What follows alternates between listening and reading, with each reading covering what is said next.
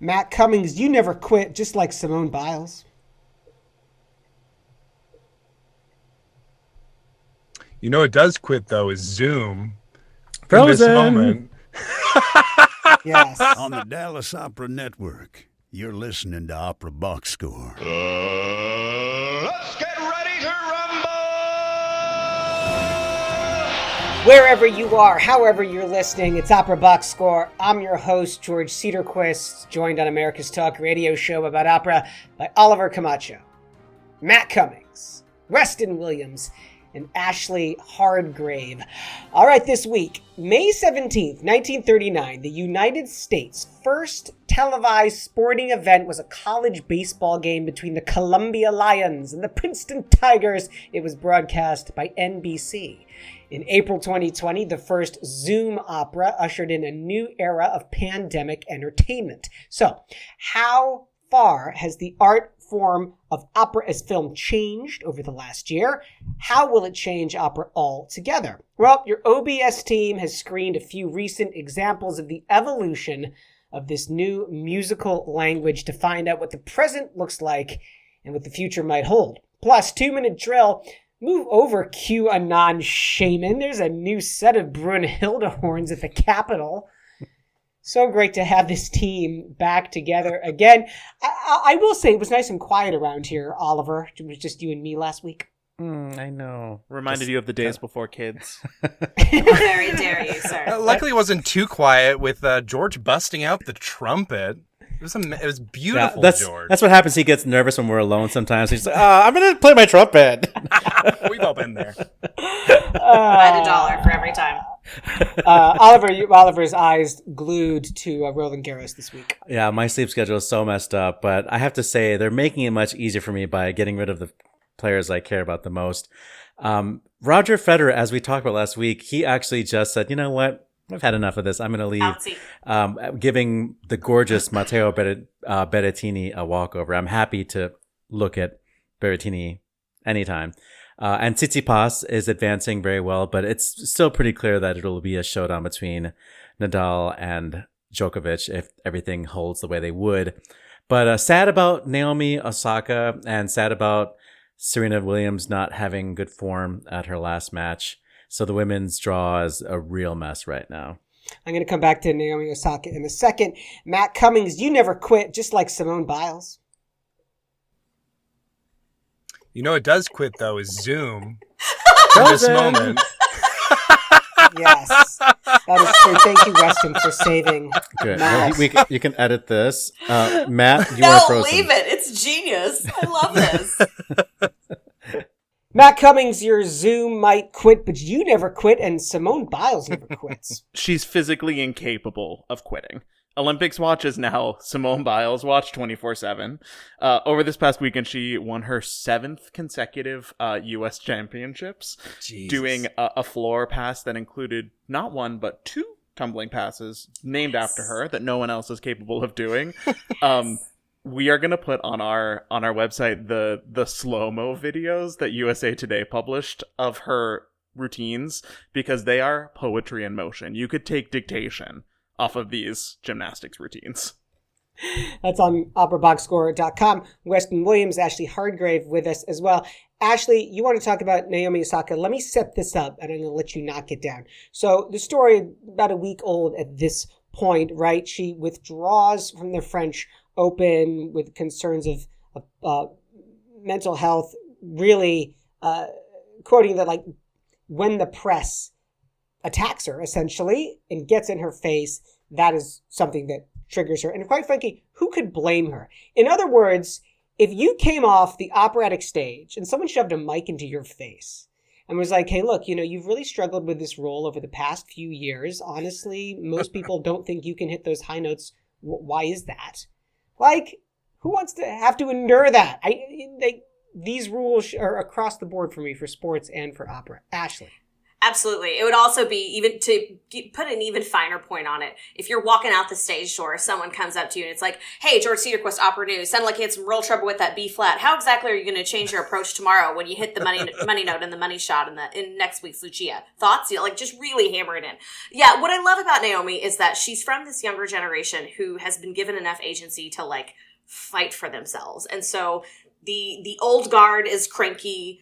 Anybody who has ever taken advocacy in their own behavioral health is like, yes, more power to you. The Williams sisters support her. And more importantly, the meditation app Calm supports her. They announced via Twitter to support Osaka's decision to prioritize her mental health. They are donating $15,000 to Laureate Sport, which is a French organization that they say does incredible work in mental health spaces to transform the lives of young people through the power of sport. However, they also say this is bigger than any individual player.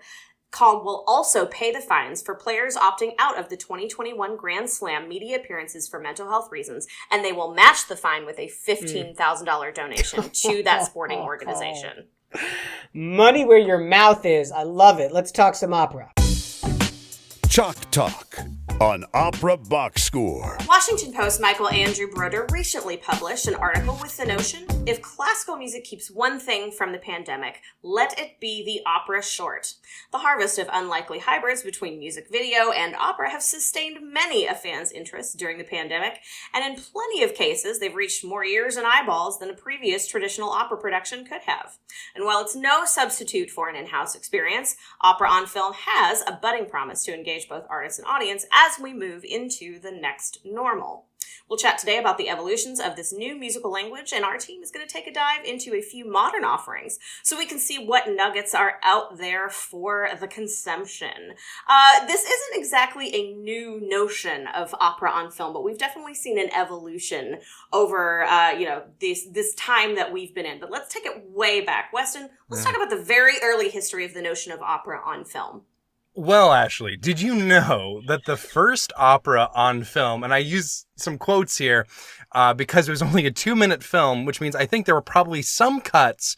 It was an 1898 film of Donizetti's La Fille du Régiment, which I imagine probably missed out on certain important bits. But what do I know? Like the 9 High Seas. Yeah, they only had time for one, and they had to keep going. But also it's a silent film, so I feel like there might have been a little bit of a missing element there as well. But pretty soon you do see opera sort of adapting to this format. You have a lot of the early opera singers, became movie stars in their own right, like, Geraldine Farrar. Geraldine Farrar did it. Yeah, they did the final scene from Carmen as a silent movie in the teens, 1916-ish. But it wasn't until 1931 that you get your first full version of an opera on film, and that was Pagliacci in 1931. And like radio before it, and other technological innovations, it's really changed how we listen to music, how we perceive theater, and all those sorts of things. You see a jump in popularity, for example, of arias in a certain range that are more friendly for Victrolas of the era. Operas that are more easily condensable into 2 minutes, like apparently La Fille du Régiment. But as time goes on and technology gets a little bit better, the industry adapts.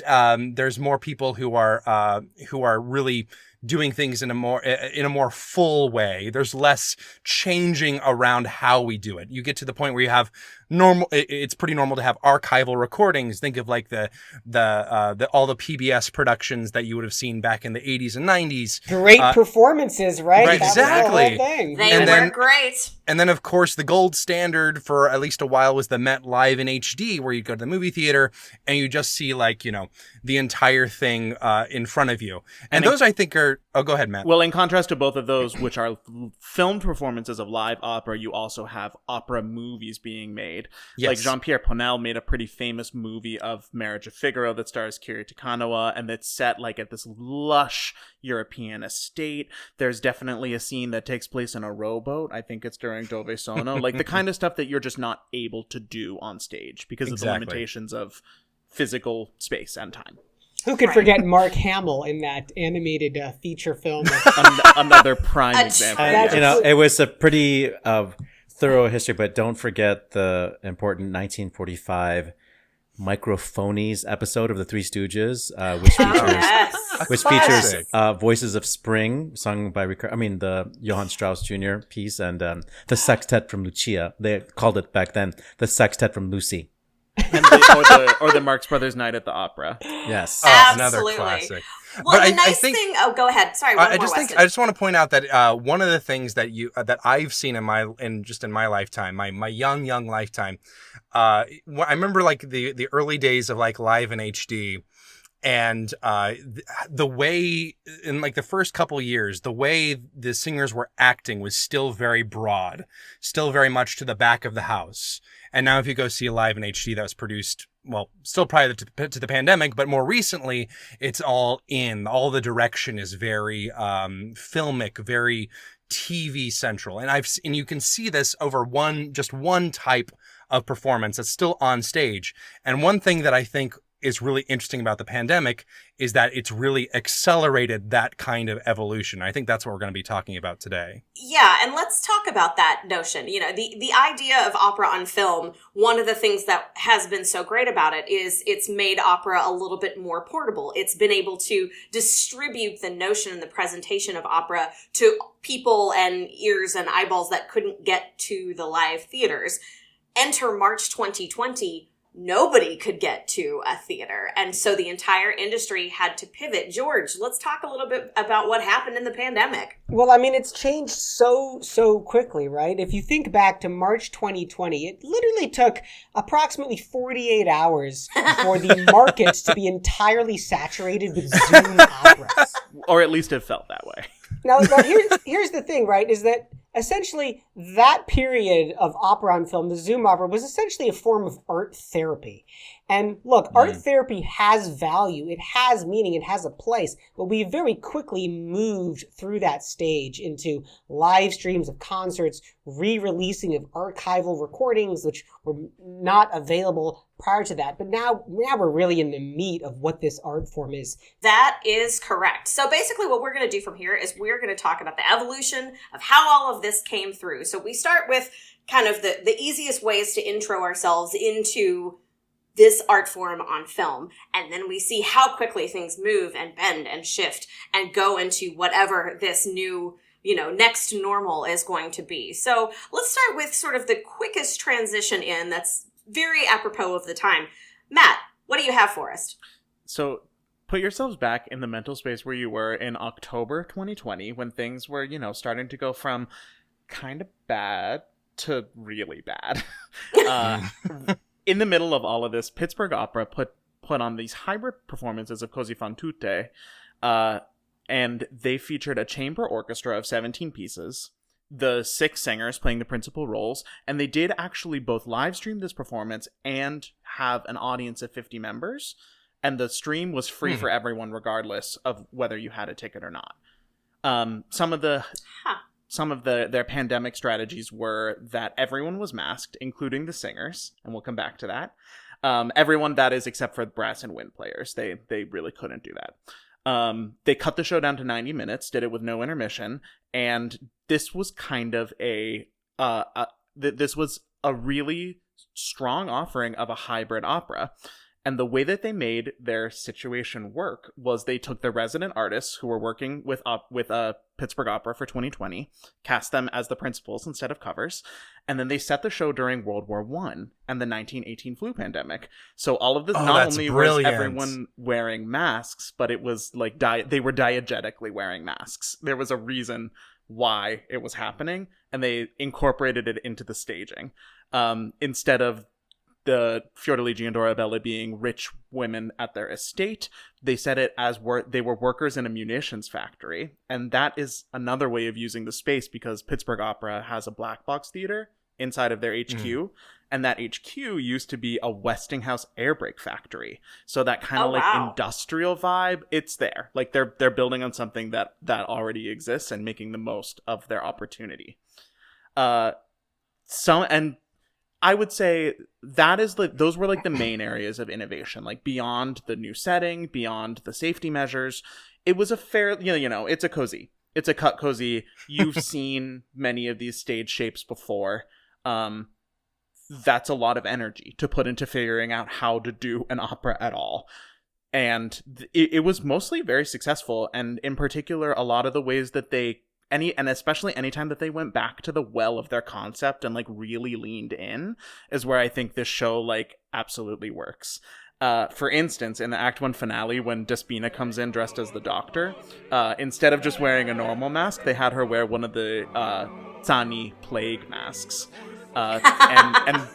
She did the voce di strega, that witch voice that Despina has to do when she's listing all of her crazy fake remedies.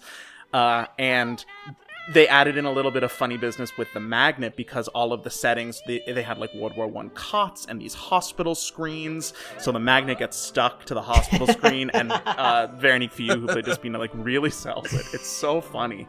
That use of prop and design, you know, it made it feel that those are the parts where it most felt like watching a live performance again, where you weren't so aware that you're sitting at home watching a live stream, because it felt fully like intentional and integrated into the show. And one area of the show that I think can be really difficult to stage is at the very, very end of the Act 1 finale, when there's all these kind of like split screens and aside action going on.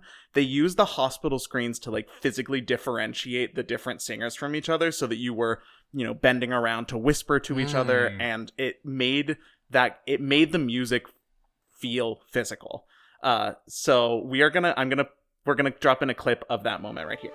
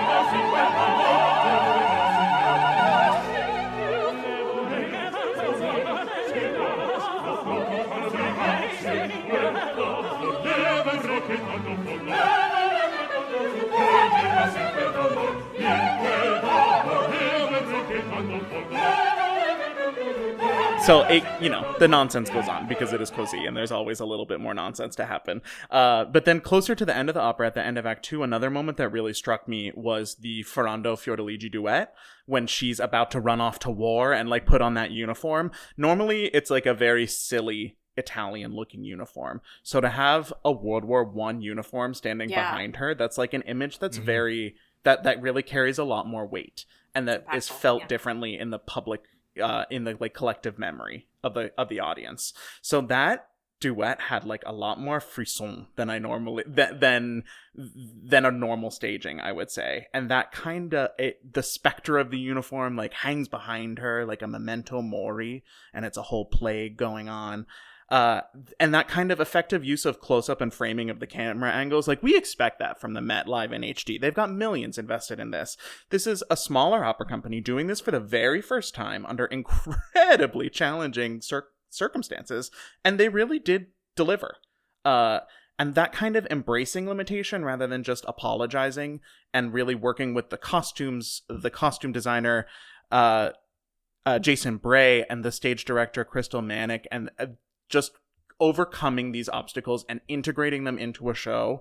It kind of represents the midpoint of a couple different strategies, and it's a really good start, I have to say. Absolutely. So we go from, something that is, we filmed a show with masks, and it's sort of like the Met HD, but it's kind of like you're in the theater. but also not. Then we're moving to another example. I believe it's going to come from Oliver, where we take the things that are on the stage, we shift them to the camera. There's not a lot of big changes or surprises, but it's still very well done. Oliver, let's talk about it. I mean, friends of the show, just in full disclosure there, Opera Atelier, their brand is Baroque opera, mostly Handel, but also early Mozart and French Baroque opera is their specialty.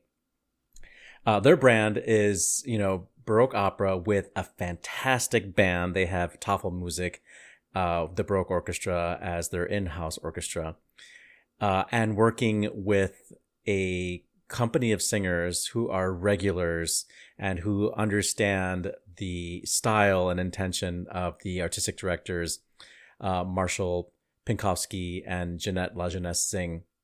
Jeanette Zing is a dancer. She's the choreographer, and Marshall Pinkowski is the stage director. And they have co-directed and choreographed every show that Opera Atelier has ever performed.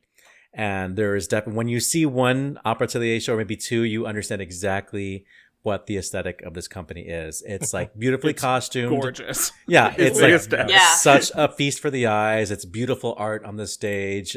Everybody looks like they could be a dancer, for better or for worse. And it is Baroque in that everything has gesture and movement, and all of the music is punctuated, It might be sort of over the top, and they're always playing to the last seat in the theater. So I was interested to see how this could translate to video.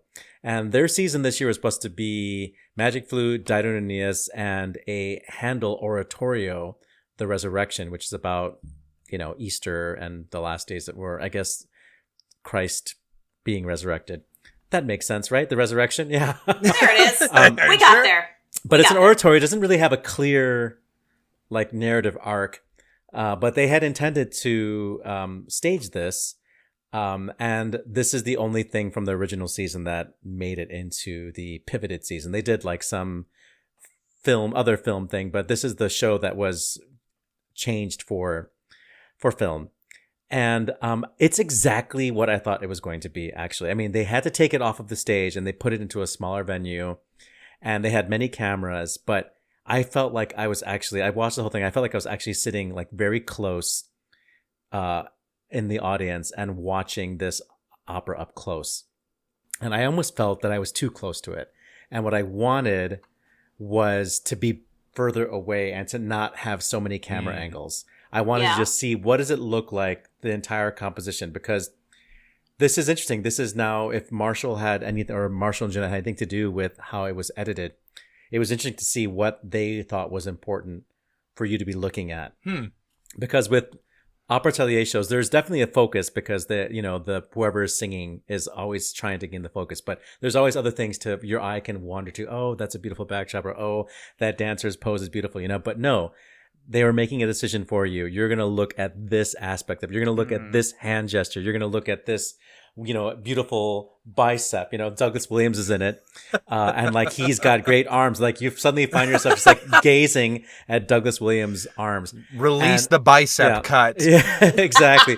Let's just hear a little bit of it. I've been talking, and Weston's going to do a really sweet edit right now. And we're going to seg right into the opening aria, probably the most famous aria in this oratorio, Disseratevi, which is a triumph aria with lots of coloratura. And you can see everything you need to know about Opera Atelier in just these 45 seconds, with the dancing and the gestures and the fantastic orchestra.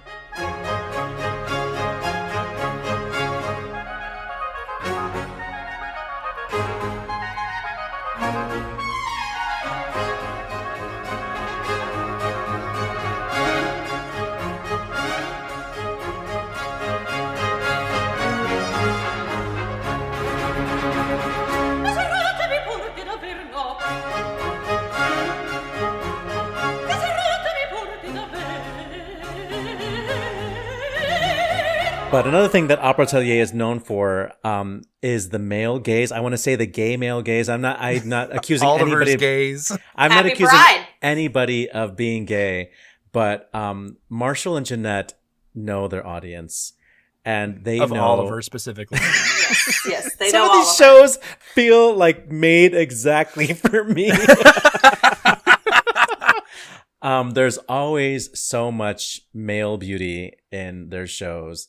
And, there's like this trend right now for women's leggings to go up the butt crack. This is not new in Opera Atelier, actually. Opera Atelier has been using those. They invented the TikTok leggings. That's I was actually going to say, French it's a Baroque TikTok. legging style. Le leggings de TikTok. That's what they are. They're French. So, as you can see here in this, for those of you who are listening to the podcast, you can't, but for those of you who are watching the video, you can see, all of these. I think we get the picture, though. Homoerotic moments where, we are Lots of seeing the butts. backside of this dancer, and then like they reveal, this dead Jesus wearing basically a diaper, but you can see that little part of the pelvic bone that's just like the perfect part of the male body, that's like the little underwear hooks, That's Opera Atelier in a nutshell for you folks, and that's what I love it. But they also work with these singers a lot, the same singers year after year, so that these singers know what the aesthetic is and know how to deliver. And I am really, really impressed with, especially so the cast for this show is, we already mentioned Douglas Williams. He plays Lucifer. Carla Huhtanen as the angel, Colin Ainsworth as St. John the Evangelist, and we're going to hear right now the first lament of Mary Cleophas sung by Alison McHardy. This is Piangete.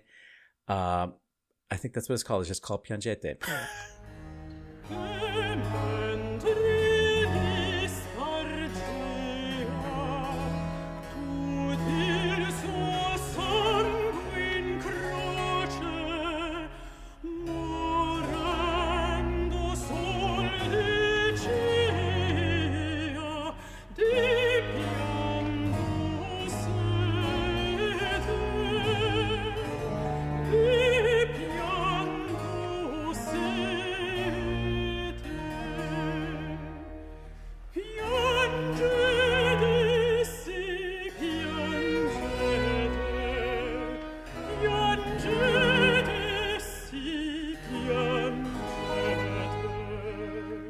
The Lament of Mary Cleophas, Piangete, si piangete. So, in a nutshell, this is Opera Atelier. They didn't really change much. They just made it a little bit smaller.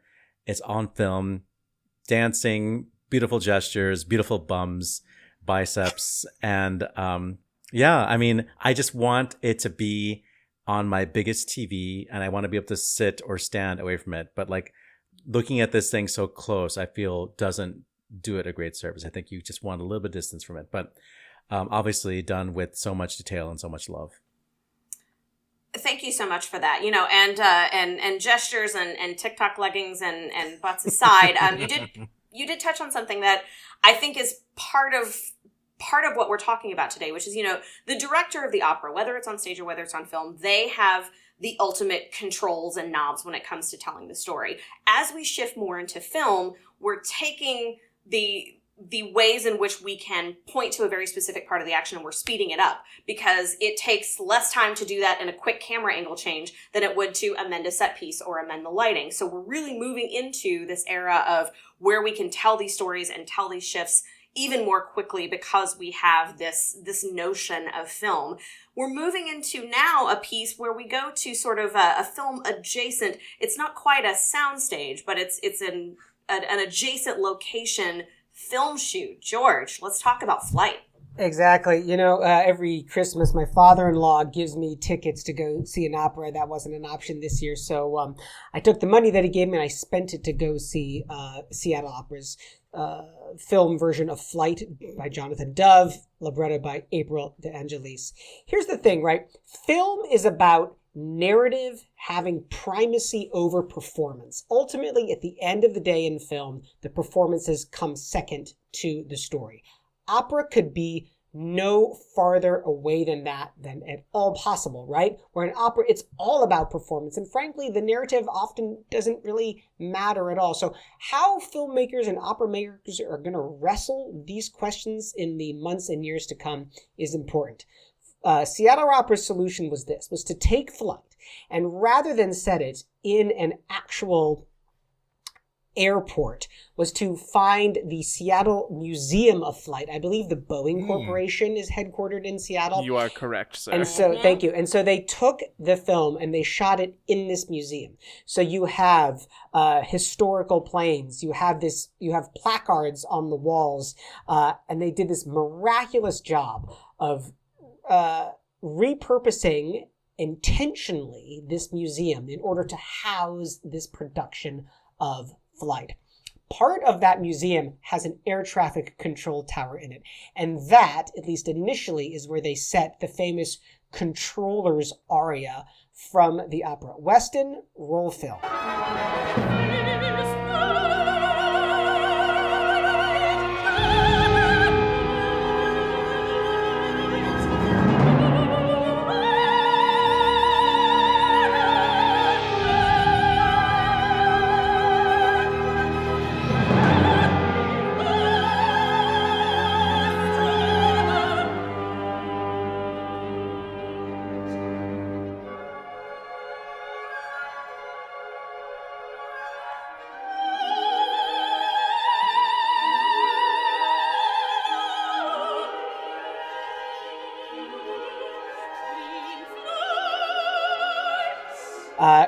Charlie Joint singing the role of the controller there.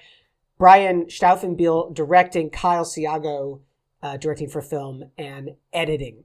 Here's the thing. Just because you put it on film doesn't make it a film, doesn't make it a movie, right? And that is what many opera companies are finding out the hard way, is that you can't just shove it in front of a camera. It's got to have intentionality behind it. That is what this production of Flight, to me, was so moving. Is it a great opera? Absolutely. But the way that they were able to repurpose and reframe it was what was so successful. That is very, very cool. So we've talked about putting in some visual cues to let people know we're in a new era. We've talked about slapping cameras on and zooming in angles on beautiful TikTok-butted leggings to tell a story. We've gone to a plot-adjacent location. And now we're going to move into what we could call Move Over Scorsese. This is a film. Weston, let's talk about Move Over Soldier. Scorsese, make way for James Dara. There he is, James Dara. Actually, obligated mention of James Dara. Keep those We checks did it. coming, Jimmy. We love them. Okay, so the opera I wanted to talk about, I kind of cheated a little bit because we already talked about this opera fairly extensively a few months ago when we had Jonathan McCullough and David T. Little on, because it's David T. Little's opera Soldier Songs, which Opera Philadelphia did, I think back in October, as I recall. It came out in January, but they were filming earlier than that. So what we saw a lot during the pandemic, you saw a lot of archival footage, a lot of re-releases, a lot of the Zoom operas, a lot of people, shooting on black box stages and some proscenium stages. This one was kind of one of the first, at least that I noticed, that really was like, okay, we have the ability to do this opera that is perfect for film specifically. If you've never seen the opera before, it's just one guy, in this case, Jonathan McCullough. He plays multiple parts that kind of bleed into each other, but essentially he's a soldier sort of suffering from PTSD and being rejected by society. And he just goes through the motions of dealing with that. So you see him as a young character, playing video games and learning how to kill dehumanize with a people, gun, how yeah. to kill. Yeah. You see him dealing with the death of a friend. You see him at the very end sort of looking back as a father whose son has died in a war. And so you have a lot of great opportunities for close-ups. It's like the opposite of the Baroque opera. We don't need any TikTok leggings to distract us. We can just shove right into Jonathan McCullough's face and it's just as good. And it really is something that is film. The entire thing is shot in the middle of nowhere in this little tiny trailer. You really feel the claustrophobia of the shots inside the trailer when you're looking outside the trailer, and the few moments where he's outside of that little location. He's either in a giant empty warehouse or in the middle of like this huge field with no one around. And you really feel the crushing loneliness and the isolation. It's something that you can't really get, or it's very hard to replicate in live theater. Well, it's hard to replicate because you can't move in the blink of an eye, right? Exactly. Maybe This- you Exactly. can't. You This can is make what- you It'd be can a make totally different cuts. show. You can make cuts. You can so you don't have to like see the people running around on stage moving things. You can really put your headphones in, put your laptop on your lap, and feel that isolation where you don't have, you know, 3 people coughing behind you. You know, it really is something you can't do in live opera. And that is what I think is so exciting about the possibility of post-pandemic film opera, is doing those things you can't do. And I will say Soldier Songs was not written for film. There are certain points where it's obvious that there's like a orchestral interlude, for example, that was meant to fill time for a set change, which is now no longer necessary. And you have to think about that.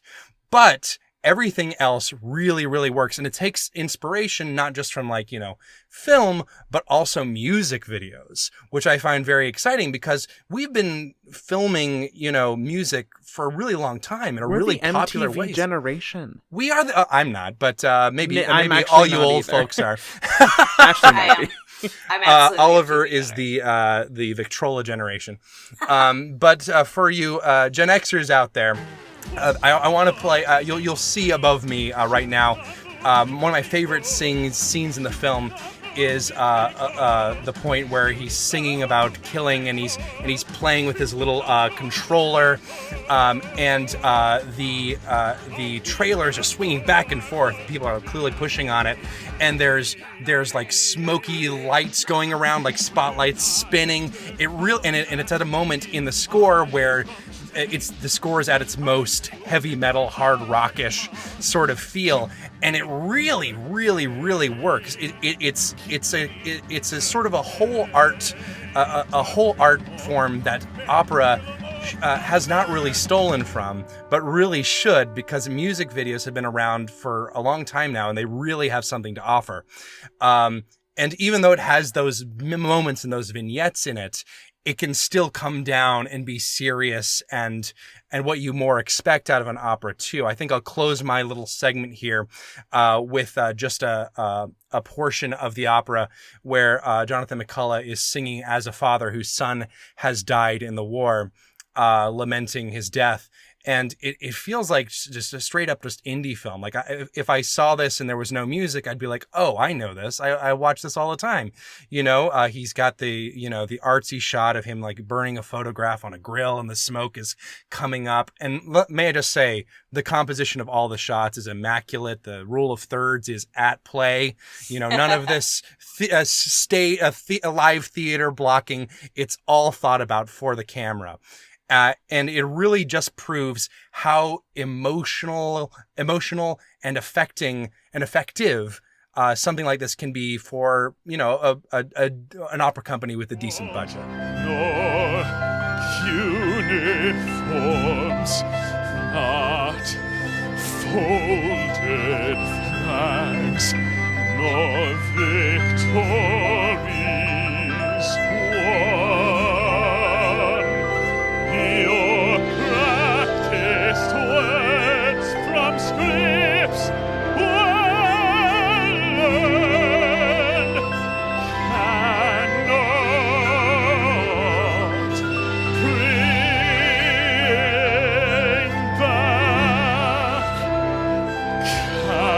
cannot bring back, cannot bring back, cannot bring back my son. That is fascinating. And, you you mentioned the notion of the music video, which actually gets back to the, original Washington Post article and some of the things that Broder was talking about, how this is this nice hybrid between this sort of cultural thing that the, sort of youngish adults of now know, and then moving it into this more traditional art form. I'm going to go on a quick little run. Join me, won't you? I was thinking about MTV and music television. It turns 40 later this year. And the very first video that ever came on MTV, music television, was Video Killed the Radio Star. Yes, it was. Is this now a moment where music opera videos are going to kill the traditional opera star? I don't think so. But what I do think is that this necessity, this mother of invention of the pandemic, did bring us to this new era that has this really cool way for us to get opera into eyeballs and earballs to these new audiences, or at the very least preserve them in a way that we have not yet done before. So as we're moving into, we've put things on stage, we've shifted camera angles, we've really turned them into actual, what could almost be a feature film, but they're also documenting this really, really beautiful music. So when we look at the things that are next, we're also going to talk about some of the things that are coming out of Boston Lyric Opera, this binge-worthy Netflix-style opera. Who wants to tell me a little bit about Desert Inn? I can mention a couple things. The Desert Inn is really interesting to me because one thing that we mentioned when we were sort of discussing the episode is that, opera was not, operas that are not written for this format can be very long. And while you might go into a theater and feel the energy of the people around you and really taking in that live energy, if you're in standing room, you're like, oh yeah, I can do this Wagner opera for 5 hours, not a problem. But once you're sitting in a room with a laptop and you're reaching hour 2, it starts to kind of, you start to get those distractions. Your cat might poop in the corner. That was a callback. If I edited this out, Ashlee's cat pooped in the corner at the beginning of this episode. But there are these distractions that you have at home that you don't necessarily have. So one of the cool things about Desert Inn, which we haven't explained what it is yet. We should say. Yeah, it's a mini series, like webisode version of opera. Yeah. I don't know what the plot is. I haven't seen it yet, but it is on a subscription basis. You have to pay for it. And it's produced by Boston Lyric Opera, and it's been getting rave reviews. It's already a few of the episodes, or maybe all of it, has been dropped already. Yep. And it's really allowing for the co-creator and director James Dara to shine. Once again, Keep those chicks coming, Jimmy. But, it also is allowing for new compositional voices and a new type of opera star. And which I think is what Ashlee is getting at here, is that, we have gone through this horrible year together, and we have had a chance to really examine some of the really stupid things about our business, financial things and sexism things and racism things.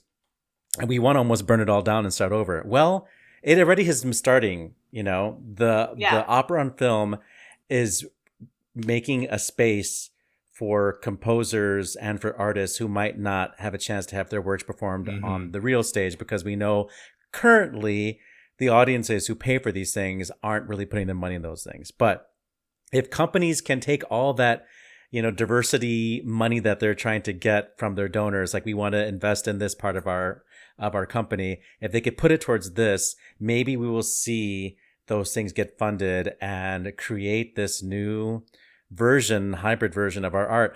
I'm probably the most conservative person on this panel, so I'm not there yet. I want those people to do well. I love James Dara. I love Jonathan McCall. I love all these, creative people.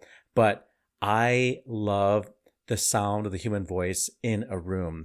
There is a vibration that you get from the instruments and from the voices that go into your body, and you feel those things. And sometimes you can get sort of that feeling from video, from recordings. It approximates it, but to actually be in the same room with those noises, it is an experience, and it's an experience that gets us hooked into this art form. Well, and that, as you say, Oliver, this is why, to your point, Ashlee, that we're not going to lose live performance, right? Like, we have, as a fan base, we have fetishized the unamplified human voice to such a point that we're never going to let go of it, nor are we going to ever really lose this aspect of the art form in film, right? Look, the pandemic has forced the gatekeepers of opera to release their death grip on this art form and allow it to finally develop into related mediums, film and TV, that have been the center of pop culture for so long, that have widened the reach of this art form for so long, and have broken down so many different barriers. There's absolutely no way that it will ever fade into the closing obscurity. credits. Fade into wherever that thought went at the end of that sentence, George. I Leave was it really in. with you. Leave it in. I was with you. I was ready to drop my mic, but it's expensive. So just think of me as metaphorically dropping my mic for you, George, right here. All right, Little Bit Sports Euro 2020 getting underway later this week. It's been, well, more than 4 years since the last European Soccer Championships. Hey, look, get ready to see Hooligan George when England takes to the pitch. I will say, to their credit, the England team in a warm-up match against Romania all took a collective knee, and skipper Gareth Southgate, who famously missed that penalty against Germany in Euro 1996, we can all remember it still, said, look, I was 3. you know what? Is that, look, this is what my team's going to do. We're going to take a knee. I want to see the curtain go up on the next live performance at the Met. Nothing from the orchestra. The curtain goes up. Everybody on that stage is taking a knee. And we just look at that for 30 seconds, and then we get a downbeat, and off we go. 2-minute drill? It should have been 10 minutes ago. This just in. The 2-minute drill. All right, listen up. Here's everything you need to know about what happened in Operaland this week. Douglas Kearney, librettist of such operas as Sweetland and Comet/Popea, has been named the inaugural recipient of a prize from Opera America, specifically recognizing the work of opera librettists. The $7,000 Career Development Award was conceived and funded by acclaimed librettist, lyricist, and friend of the show, Mark Campbell. What's up, Doc? That's what we'll ask Christine Opelias one day when she responds to our quest to come on the show. That's because the soprano was awarded an honorary doctorate from the Cyprus Academy of Music, in addition to becoming the first ever honorary member of the Athens Philharmonic. The Naumburg Foundation's 2021 International Vocal Competition has been won by Erin Wagner, mezzo-soprano from El Paso, Texas. She's due to graduate from Juilliard this month. She wins $25,000, 2 New York concerts. That jury chaired by Dawn Upshaw. Soprano Audrey Ann Southard has been charged with hitting a police officer with a flagpole during the January 6th riots at the U.S. Capitol. Southard, who performed at Carnegie Hall over 7 years ago, told NBC News, "Thank you for contacting me. Don't ever do it again," when asked for a comment. Chandos Records' recording of Thais, starring the late Aaron Wall with the Toronto Symphony Orchestra led by Sir Andrew Davis, has won Canada's Juno Award for Classical Album of the Year in the vocal or choral category. Thais beat out Karina Galvan's recital disc of 18th century arias from the Russian court, and La Passione, a recent album by friend of the show Barbara Hannigan. Yellow flag on the all-Canadian nominees, but we'll allow it. In trade news, Konstantin Orbelian has been named the new music director and principal conductor of the New York City Opera. I am thrilled to accept the position. It is a great opportunity to help bring this historic, culturally significant musical institution back to life after a challenging time of COVID closures, said Orbelian, who is slated to conduct his first production in August. Hey, Constantine, pro tip, get a month-to-month lease. This week's Yellow Cards. Germany. The Staatstheater Kassel has announced that it will reopen its doors to live audiences in July. Wales. Welsh National Opera is set to return to the stage with a production of Will Todd's Alice's Adventures in Wonderland. The outdoor showcase is scheduled to take place later this month. This week's Red Cards. Austria. The Bregenz Festival has received assurances that it can perform to full attendance this summer. So far, 115,000 tickets have been sold and 65,000 more reserved, with demand running well ahead of non-pandemic years for this lakeside festival. Germany. The Deutsches Nationaltheater has announced the cancellation of the remainder of its regular 2020-21 season. That would probably be about 5 days. On the disabled list, the Royal Opera House has announced baritone Christopher Maltman is withdrawn from performances of Don Giovanni due to ongoing quarantine regulations that conflict with performances in Rome and Salzburg. The Teatro San Carlo di Napoli has announced a cast change for its upcoming Carmen. Due to a sudden illness, Jean-François Borrat has been forced to cancel, and Brian Jade will take over the role of Don José. Exit stage right, the Metropolitan Opera Chorus is mourning the loss of Danrell Williams.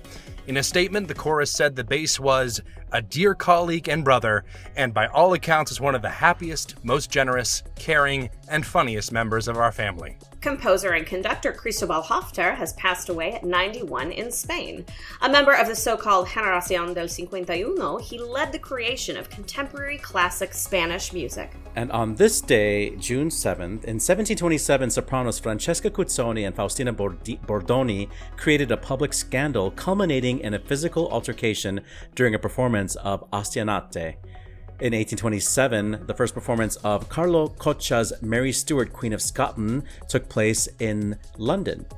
In 1872 was the birth of Russian tenor Leonid Sobinov. Hungarian-born American conductor and composer George Zell was born this day in 1897. In 1903 was the birth of English soprano Margaret Ritchie. In 1907, the birth of Italian tenor Mario Filippeschi. In 1908, it was the birth of Italian soprano Margherita Carosio. And in 1933, the first performance of Kurt Weill and Bertolt Brecht's The Seven Deadly Sins in Paris.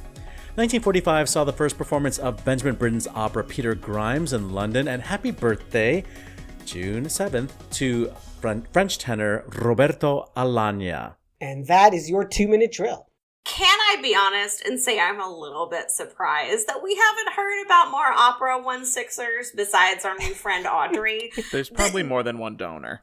The Venn diagram of delusion, I mean, it exists. Okay, y'all, you know I Googled this. Okay, so I definitely looked at her LinkedIn page. I definitely looked at the 9 cases against her on the U.S. Department of Justice website. But what I really looked at was her company's Facebook page. The most recent video there, irony included, is from April 9th, and it's a video of someone that I'm almost certain is her singing Poor Pitiful Me by Linda Ronstadt. That'd be very ironic if that's the case.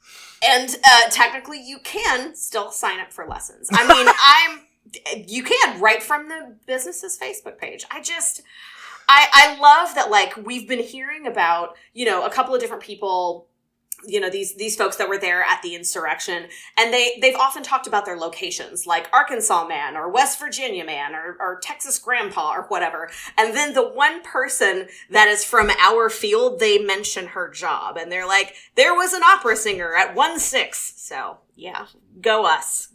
Hopefully not one of our listeners.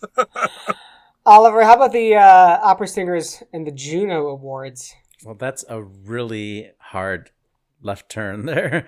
I think that the Juno Awards were trying to posthumously honor Aaron Wall. Not that the Thais recording isn't probably great, but Barbara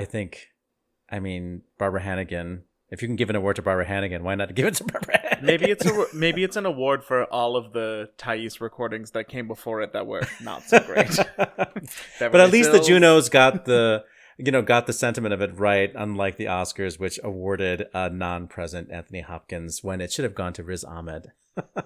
But I hear that The Father is really good. I don't know. I haven't seen it yet. I'm not going to pay to sit in my apartment and watch a movie, Oh, really? Yeah. Based on what we've just been talking about? No, let it be on a streaming service. Make it more accessible. Make it like... I already paid $15 for that service and $15 for that service, $15 for that service. Like, I don't need to spend another $30 to watch something. Put it on Netflix for Oliver. Well, they're spending money on the sunny shores of, Lake Bregenz, right? Oh, yeah. First of all, if you've never heard of the Bregenz Festival before, it's literally on the lake. Like, I remember the first time I encountered it, they were doing, the Verismo opera that takes place during the French Revolution. And André Chenier. Yeah, thank you.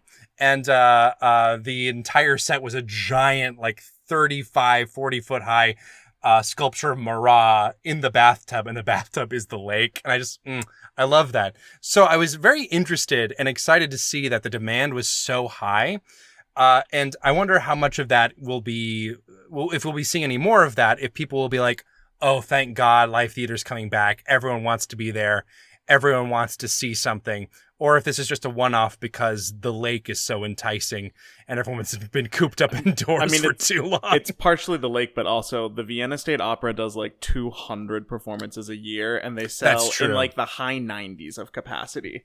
So this is a people who are starved. Can I just say that while we were going through all of this today, I think yellow card, red card has to be retired. We're getting Controversial there. I think we're close. Please let it be so.